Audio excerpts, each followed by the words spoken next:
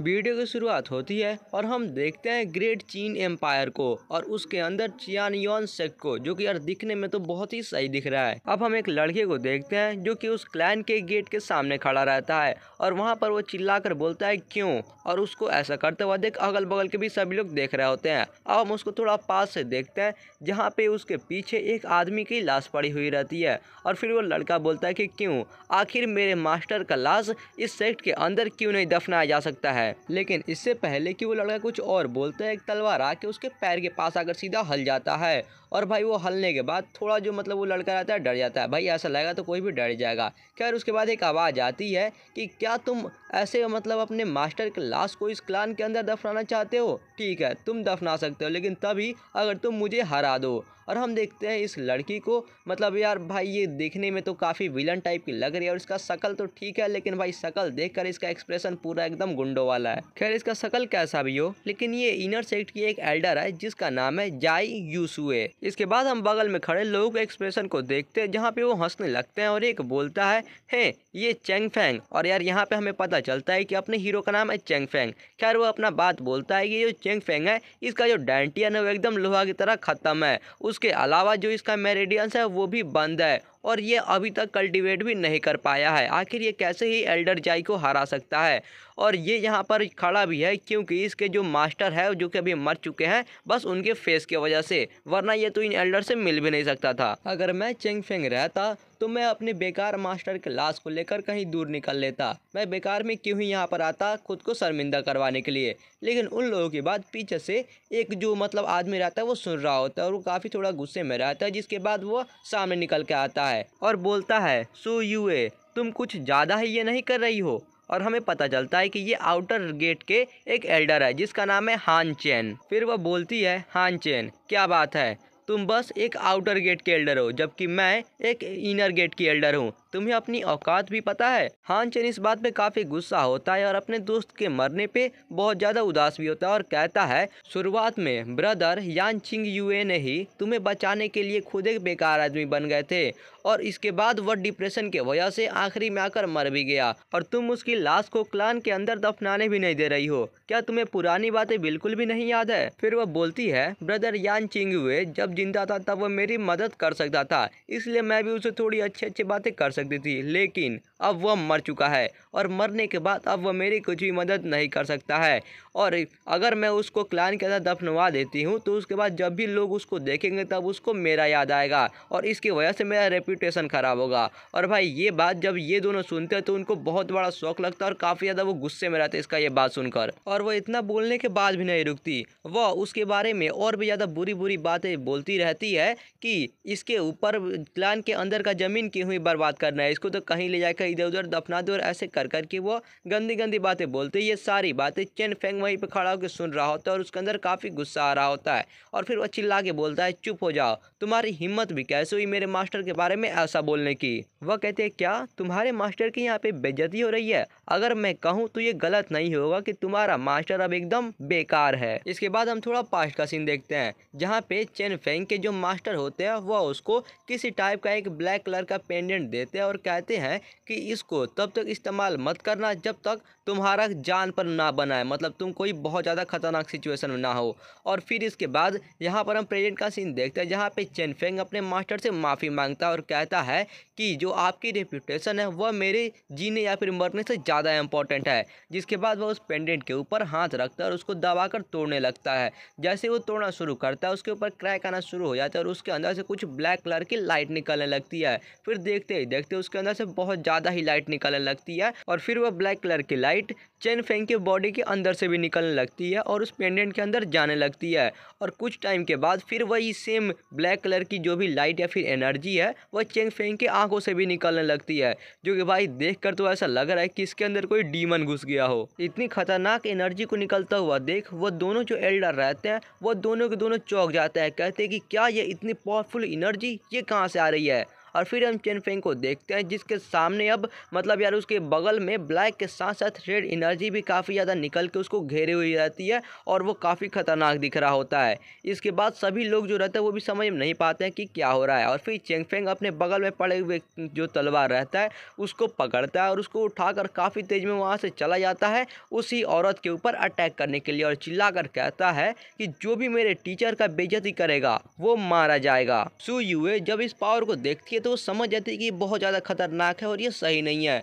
इसके वजह से वो जल्दी से अपना शील्ड ऑन कर लेती है और रेडी हो जाती है इम्पैक्ट के लिए। लेकिन तभी उधर से चेंग फेंग अपना तलवार लेकर आता है और काफ़ी जोरदार उसके ऊपर हमला करता है। लेकिन तभी आउटर गेट वाला एल्डर चिल्ला के बोलता है चेंग फेंग नहीं, और तभी चेंग फेंग का जो तलवार रहता है उस इनर गेट वाले एल्डर के पास एकदम उसके गर्दन के पास आकर और वहीं पे रुक जाता है। चेंग फेंग के अंदर से अभी भी वो खतरनाक वाली ऑरा काफ़ी ज़्यादा निकल रही होती है और उसका तलवार अभी भी उस सू यूए के गर्दन के पास ही होता है। और तभी वो आउटर गेट वाला एल्डर बोलता है चेंग फेंग रुक जाओ, ऐसा मत करना, क्योंकि अगर तुम इसे मार देते हो तो ये एक इनर गेट की एल्डर है और इसके वजह से पूरा सेक्ट तुम्हारे पीछे पड़ जाकर वो लोग भी तुम्हें मार देंगे। अगर तुम ऐसा करते हो तो तुम अपने मास्टर के उम्मीदों को एकदम नाकामयाब कर दोगे। चेंग फेंग ये बात सुनकर रुक जाता है, हालांकि वो काफ़ी गुस्सा में होता है लेकिन फिर भी वो कैसे भी कंट्रोल में करता है और मन में सोचता है कि हाँ ये बात तो सही है, मैं यहाँ पे नहीं मर सकता वरना मैं अपने मास्टर से किए हुए वादे को नहीं निभा पाऊंगा।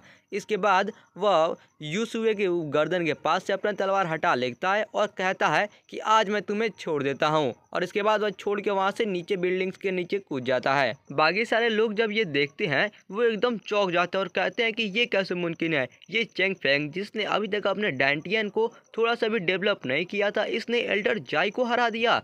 दूसरा कहता है कि मैंने अभी अभी देखा कि इसने कुछ अभी अभी तोड़ा था, मेरे ख्याल से वो जरूर कोई सीक्रेट ट्रेजर होगा जिसकी वजह से इसको इतनी ज़्यादा पावर मिल गई है। लेकिन यहाँ पे साफ साफ दिख रहा है कि ये जो यूसुए है ये बिल्कुल भी खुश नहीं है और वह काफ़ी गुस्से में कहती है चेंग फेंग तुम्हारी हिम्मत कैसे हुई मुझे चोट पहचाने की, और उसके बाद वो अपने हाथ में अपना पावर ऑन करने लगती है। लेकिन तभी जो आउटर गेट का एल्डर रहता है वो कहता है चेंग फेंग सावधान रहना, और जल्दी से वह उसके सामने आता है और कहता है कि तुमने अभी अभी सभी डिसाइपल्स के सामने वादा किया था कि अगर चेंग फेंग तुम्हें हरा देता है तो तुम इसके मास्टर को क्लैन के अंदर दफनाने दोगे, तो अपने वादे पर अब कायम रहो। इतने सारे डिसाइपल्स तुमको देख रहे हैं, तुम इन सभी के सामने अपना वादा तो नहीं तोड़ोगी ना।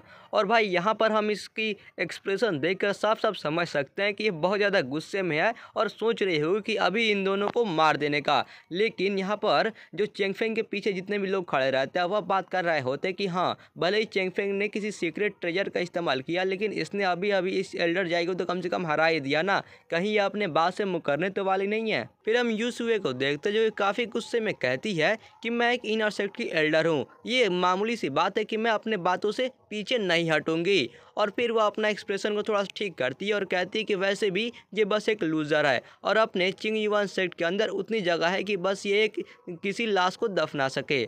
और वह मन में सोचती है कि ये जो यान चिंगवे है जब ये जिंदा था तो इसके पास बहुत सारे ट्रेजर्स थी, तो ज़रूर से अब उसके मरने के बाद उसके सारे ट्रेजर्स इसके डिसाइपल के पास ही होंगी। और भाई यार इसके एक्सप्रेशन से समझ में आ ही रहा है कि ये सारे चीज़ों को चोरी करने के फिराक में है। इधर से चेंग फेंग बोलता है कि एल्डर अच्छा होगा कि तुम वो जगह को अपने लिए ही बचा के रखो क्योंकि बहुत जल्द तुम्हें उसकी ज़रूरत पड़ेगी। और भाई ये वही दफनाने वाली जगह की बात कर रहा है। खैर यह सुनकर वह जो एल्डर रहती है काफ़ी ज़्यादा गुस्सा हो जाती है और मन में सोचती है कि ये कचरा ये मुझे धमका रहा है। चेंग फेंग अपने मास्टर के पास जाता है और उसको उठाकर कहता है कि मास्टर ये गंदी जगह आपके लिए ठीक नहीं है, मैं आपको किसी अच्छे जगह पर लेकर चलता हूँ। और इसके बाद वह अपने मास्टर को अपने पीठ पे उठाकर वहाँ से जाने लगता है और पीछे खड़े सभी लोग कहने लगते हैं क्या ये अपने मास्टर को क्लैन के अंदर भी नहीं दफनाएगा, ये तो सीधा सीधा इस एल्डर जाई के मुंह पर चाटा है। हाँ, और दूसरा बोलता है कि अभी अभी इसने इस मतलब जो सेक्ट है इसको गंदा भी कहा और वो ऐसी ऐसी बातें आपस में करने लगते हैं।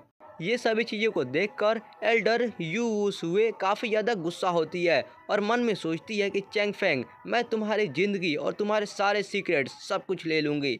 अब हम इसके बाद फिर हम एक जगह देखते हैं जहाँ पे चेंग फेंग किसी कब्र के सामने बैठा हुआ रहता है और ये इसके मास्टर के रहते हैं क्योंकि इसके ऊपर लिखा हुआ रहता है मास्टर यान चिंग यू। चेंग फेंग सामने बैठ के बोलता है मास्टर, आपने मरने से पहले कहा था कि जब आप मरोगे तो मैं आपके कब्र के सामने 5 साल तक आपकी कब्र का सुरक्षा करूं और साथ ही साथ द गोल्डन स्क्रिप्चर ऑफ बेलोथ का प्रैक्टिस भी करूं। तो अब मैं उसे करूंगा। इसके बाद वो वहाँ पर बैठ के उस गोल्डन स्क्रिप्चर को कल्टीवेट करना शुरू कर देता है और शुरू करते हैं उसके बगल बगल से बहुत ही ज़्यादा लाइट निकलना शुरू हो जाती है। अब हम काफ़ी समय बाद का सीन देखते हैं जहाँ पे चेन फेंग अभी अपने मास्टर के कब्र के सामने बैठा था और अभी भी वो वहीं पे बैठ के कल्टीवेशन कर ही रहा होता है। और देखते ही देखते मौसम बीतना शुरू हो जाते हैं। कभी पतझड़ आती है तो कभी बर्फ़ गिरने लगती है, कभी बिजली कड़कने लगती है। मतलब ऐसे करते करते पूरे 5 साल वहाँ पे उसके बैठे हुए बीत जाते हैं। 5 साल बीतने के बाद चेंग फेंग अपनी आंखों को खोलता है और ज़मीन पे अपना सर पटकता है और अपने मास्टर को रिस्पेक्ट देता है।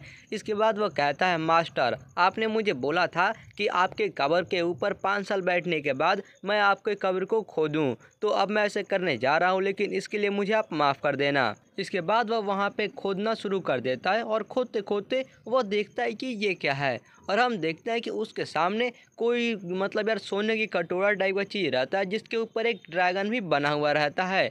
वहाँ पर देखकर चेंग फेंग समझ में नहीं पाते कि क्या हो रहा है। वो कहता है कि इन 5 सालों में मैं इस कब्र के सामने लगातार ही बैठा हुआ था और मैं इसे छोड़ के कहीं गया भी नहीं, तो आखिर ये कैसे हो सकता है कि मेरी मास्टर की बॉडी ऐसे हवा में ही गायब हो जाए। फिर वह जो चीज़ रहती है वह धीरे धीरे करके हवा में उठने लगती है और वह अचानक से एकदम हवा में उड़ जाती है और उसके अंदर का जो ड्रैगन रहता है वह बाहर निकल के बहुत बड़ा हो जाता है और वह चेंग फेंग के सामने आ जाता है। चेंग फेंग कहता है, क्या यह ड्रैगन ब्लड है? और वो काफ़ी ज़्यादा चौंका हुआ होता है। इसके बाद हम फिर से उस ड्रैगन को देखते हैं। उसके पास वो कटोरा भी रहता है जिसके अंदर से रेड कलर की बहुत ही खतरनाक कुछ एनर्जी निकल रही होती है।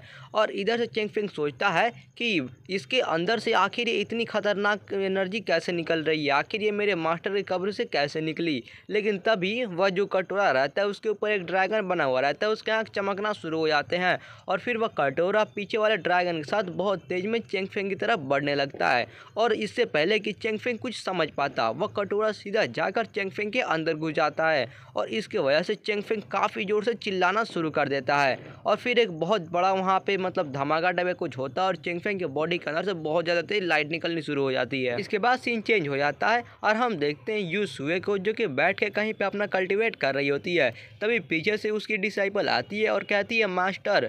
और उधर से यू सुए कहती है, क्या बात है? और हमें पता चलता है कि इसके डिसाइपल का नाम है यूए सिंगर। डिसाइपल कहती है, मास्टर, जैसा कि आपने ऑर्डर दिया था उस चेंग फेंग के ऊपर नज़र रखने के लिए ताकि उसके सीक्रेट्स का पता लगाया जा सके, लेकिन 5 साल बीत चुके हैं और वो अभी तक अपने मास्टर के कब्र के सामने ही बैठा हुआ है और उसके अंदर अभी तक कुछ भी चेंज नहीं आई है।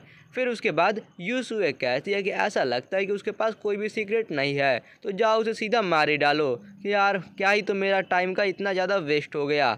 और उसकी डिसाइबल कहती है, ठीक है। यूसुए मन में कहती है, लिन चिंगुए, मुझे दोष मत देना, ये सारी तुम्हारे डिसाइपल की ही गलती है कि उसने सभी लोगों के सामने मेरी बेइज्जती की। इसके बाद फिर से सीन चेंज होता है और हम अब चेंग फेंग को देखते हैं जिसके अंदर से एक गोल्डन कलर की काफ़ी मस्त ऑरा निकल रही होती है और चेंग फेंग इस टाइम पे अपना कपड़ा भी बदला हुआ रहता है और कहता है कि आखिरकार मैं अब प्रैक्टिस कर सकता हूँ। मेरे 5 साल के ट्रेनिंग की वजह से मैं एक बार में ही हाउटियान के 5वें लेवल पे आ चुका हूँ। सच में ये ट्राइपॉड और ये ड्रैगन ब्लड बहुत ही ज़्यादा कमाल के हैं। लेकिन इससे पहले कि वो और खुशी मनाए, एक तीर काफ़ी तेज में उसके पीछे आ जाती है और वह कहता है, कौन है? और वह जल्दी से घूमता है और उस तीर को हवा में ही पकड़ लेता है। और हम पीछे से देखते हैं जहाँ पे वही वुसुए की डिसाइपल आ रही होती है और कहती है कि मैं तो इसे जल्दी से करना चाहती थी, लेकिन मैंने ये सोचा भी नहीं था कि तुम्हारे जैसे कचरे के पास थोड़े बहुत कल्टीवेशन के स्किल्स भी होंगे। चेंग फेंग उस तीर को हवा में उछालते हुए कहता है,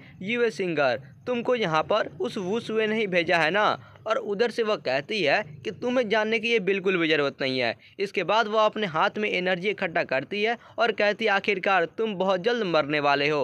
और वह चली जाती है चेंग फेंग के ऊपर अटैक करने के लिए। चेंग फेंग कहता है, तुम मुझे मारना चाहती हो, तुम इसके लायक नहीं हो। और इसके बाद वो भी अपना एनर्जी निकालने लगता है और वो भी फाइट के लिए रेडी हो जाता है। और इसके बाद वह दोनों फाइट करने ही वाले होते हैं। कोई चिल्लाता है, रुक जाओ, और फिर उन दोनों के बीच में कोई एक औरत आ जाती है और उन दोनों को रोक लेती है फाइट करने से। इसके बाद इधर से जो सिंगर रहती है वह कहती है कि कौन है, किसकी हिम्मत हुई हमारे बीच में आने की। लेकिन चेंग फेंग उसे देखकर पहचान जाता है और कहता है, सिस्टर हान यूअर।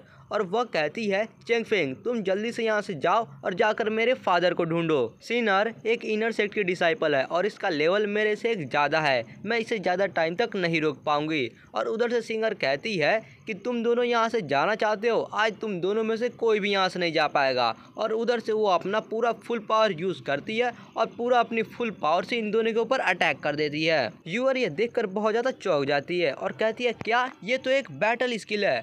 और इधर से सिंगर कहती है कि हैं तुम दोनों बहुत ज़्यादा लकी हो क्योंकि तुम लोग मेरे ये स्वॉर्ड लाइट वाले स्किल से मरने वाले हो। यूअर ये देखकर समझ जाती है कि अब वो नहीं बचने वाली है और मन में सोचती है कि अब सब खत्म हो चुका है। लेकिन मैं उम्मीद करती हूँ कि कम से कम चेंगफेंग यहाँ से भाग जाएगा और जाकर मेरे फादर को ढूंढ लेगा।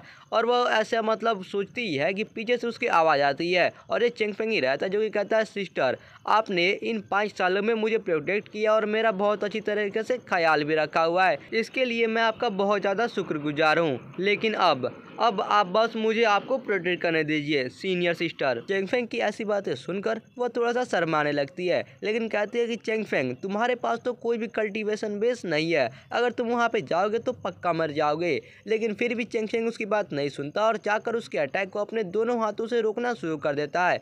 और तभी वहाँ पे एक बहुत बड़ा धमाका होता है जिसको पीछे से ये देख रही होती है और वह थोड़ा मतलब रोने लगती है। उसको लगता है कि चेंगफेंग अब यहीं पे मर चुका है। इधर से हम सिंगर को देखते हैं जो कि काफ़ी ज़्यादा खुश हो रही होती है और कहते हैं कि हैं इसके जैसे कचरे को मुझे अपने स्किल से मारना है, ये तो मेरे स्किल के ही बेइज्जती है। लेकिन तभी चेंगफेंग की आवाज़ आती है और वह कहता है कि तुम्हारे ये बेकार स्किल एक कचरे को भी चोट नहीं पहुंचा सकता, तो तुम आखिर यहाँ पे किसकी इंसल्ट कर रही हो। चेंगफेंग को जिंदा देखकर सिंगर बहुत ज़्यादा चौंक जाती है और कहती है कि क्या तुम अभी तक जिंदा हो। और उधर से जो यूअर रहती है वह बहुत ज़्यादा खुश हो जाती है और चैन की सांस लेती है कि चेंगफेंग अभी तक जिंदा है। सिंगर सोच रही होती है कि पिछले बार इसके पास कुछ अजीब टाइप का ट्रेयर था जिसकी मदद से इसने गलती से मेरे मास्टर को हरा दिया था, लेकिन अभी ये मेरे सबसे ज़्यादा स्ट्रॉन्गेस्ट मूव है उसको भी रोक सकता है, तो क्या इसके पास अभी भी कोई ट्रेजर बचे हुए हैं। और ये इतना सोच ही रही होती है कि चेंगफेंग उधर से आता है और कहता है कि तुम्हारी कोई आखिरी इच्छा है।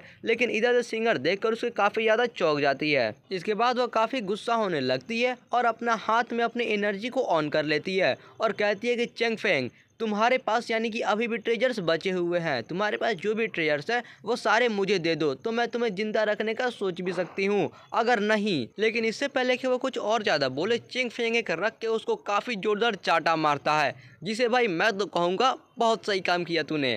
खैर उसके बाद हम देखते हैं कि उस सिंगर का एक दांत टूट जाता है और वह मन में सोचते हैं कि ये आखिर ये कैसे मुमकिन है। और चेंगफेंग कहता है कि ऐसा लगता है कि तुम्हारी कोई भी आखिरी इच्छा नहीं बची है। इसके बाद सिंगर सीधा मुंह के बल जमीन पर गिरती है और उसका एक दांत भी उसके सामने ही गिरता है। उसके बाद पीछे से यूअर देखती है तो चौंक जाती है बहुत ज़्यादा और सोचती है कि चेंगफेंग का ऑरा तो मुझसे भी ज़्यादा है और ऊपर से इसने इस सिंगर को एक चाटे में ही मार दिया। इतना ज़्यादा डिसाइसिव टेम्परमेंट, क्या ये सच में वही चेंगफेंग है जिसे मैं जानती हूँ। अब हम चेंगफेंग को देखते हैं जो कि कहता है कि सिस्टर तुम्हें ज़्यादा चोट तो नहीं लगी है ना, तुम ठीक तो हो। इसके बाद हम उसको देखते हैं जो कि कहती है वो सब छोड़ो, पहले चेंगफेंग तुम तो इतने ज़्यादा पावरफुल नहीं थे ना, और ऊपर से तुम पहले कल्टीवेट भी नहीं कर सकते थे, तो तुम आखिर अचानक से इतने ज़्यादा पावरफुल कैसे हो गए। चेंगफेंग कहता है दरअसल बात यह है कि मुझे भी नहीं पता कि आखिर कभी अभी क्या हुआ, अचानक से मेरे मेरेडियंस के अंदर कुछ हुआ जिसके वजह से मैं अचानक से हाउटियान के 5वें लेवल पर आ गया हूँ। और वह मन में ही सोचता है कि सिस्टर मुझे माफ़ कर देना क्योंकि ये मेरे मास्टर के सीक्रेट के बारे में है और ये मैं अभी किसी को भी नहीं बता सकता। यूअर सोचने लगती है क्या तुम अचानक से हाउटियान के 5वें लेवल पे आ गए हो। लग रहा है कि वो बात सही है कि तुम्हारे जो मास्टर थे पहले बहुत ही बड़े जीनियस थे, ऐसा लग रहा है कि उनको सभी बातें पहले से ही पता थी। लग रहा है कि तुम भी अपने मास्टर की तरह ही बहुत बड़े वाले जीनियस हो। चेंगफेंग कहता है मुझे ये तो नहीं पता कि मैं कोई जीनियस हूँ या फिर नहीं हूँ, लेकिन मुझे इतना पता है कि अगर इन 5 सालों में आप मुझे प्रोटेक्ट नहीं करते और मेरा ख्याल नहीं रखती तो आज मैं यहाँ पर जिंदा खड़ा नहीं रहता, और अभी अभी आपने मेरी जान बचाने के लिए खुद को भी सेक्रीफाइस करने से पीछे नहीं हटा। लेकिन ये बातें सुनकर यूअर बहुत ज़्यादा एम्बैरेस यानी बहुत ज़्यादा शर्माने लगती है और कहती है क्या तुम्हें बचाने के लिए कौन खुद को सेक्रीफाइस कर रहा था, खुद को इतनी ज़्यादा इज्जत मत दो, वो तो बस मेरे डैड ने बोला था कि तुम्हें प्रोटेक्ट करने के लिए, मैं तो ये चाहती भी नहीं थी। लेकिन चेंगफेंग सारी बातों को समझ रहा होता है और कहते अच्छा ये बात है। यूअर कहती है क्या तुम्हें मेरे ऊपर विश्वास नहीं है, अरे हाँ, मुझे याद आया, तुम इतने सालों से यहाँ पर हो और बहुत जल्द हमारे सेक्ट के जो आउटर गेट है उसके अंदर ग्रैंड कंपटीशन होने वाला है और तुम्हारा लेवल भी अब काफ़ी ज़्यादा हाई है, तो क्या तुम उसके लिए साइन अप करोगे? चेंग फेंग कहता है, आउटर क्लैन का टूर्नामेंट? नहीं, मैं इसके अंदर पार्टिसिपेट नहीं करूँगा क्योंकि इन कुछ सालों में क्लैन ने मेरा बिल्कुल भी ख्याल नहीं रखा हुआ है, इसलिए मैं अब क्लैन के ऊपर बिल्कुल भी मेरा भरोसा नहीं है और मैं उनके ऊपर बिल्कुल भी निर्भर नहीं रहूँगा, इसलिए अब मैं खुद से ही ट्रेनिंग करूँगा। यूअर कहती है कि हाँ, अच्छा ही होगा अगर तुम पार्टिसिपेट ना करो क्योंकि इस बार के जो चैंपियन है उसके लिए फेवरेट है वो जाई यूसुए का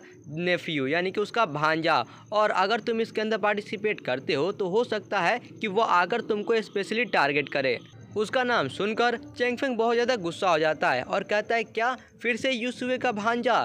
सिस्टर, मैंने अपना मन बदल लिया है, मेरी मदद करो इसके अंदर साइन अप करने के लिए, मैं भी इस कंपटीशन के अंदर पार्टिसिपेट करना चाहता हूँ। यूअर बोलती है कि क्या तुम उस जाई कैंगलिंग को हराना चाहते हो और उसे हरा कर क्या तुम अपने मास्टर का बदला उस यूसुए से लेना चाहते हो? चेंग फेंग कहता है, हाँ, मैं उस कैंगलिन को हराऊंगा और वो यूसुए जो चीज़ को जितना ही चाहती है मैं उस चीज़ को उसको बिल्कुल नहीं लेने दूंगा। यूअर कहती है, अगर इस वीडियो का नेक्स्ट पार्ट देखना चाहते हो तो वीडियो को लाइक करके कमेंट बॉक्स के अंदर नेक्स्ट पार्ट कमेंट कर दो और चैनल को सब्सक्राइब करके बेल नोटिफिकेशन को भी ऑल पे सेट कर देना क्योंकि जब नेक्स्ट पार्ट आएगा तो तुम्हारे पास जल्दी से जल्दी नोटिफिकेशन आ जाएगा। तो चलो मिलता है फिर अपने नेक्स्ट वीडियो के अंदर, तब तक के लिए आप सभी लोगों को बाय।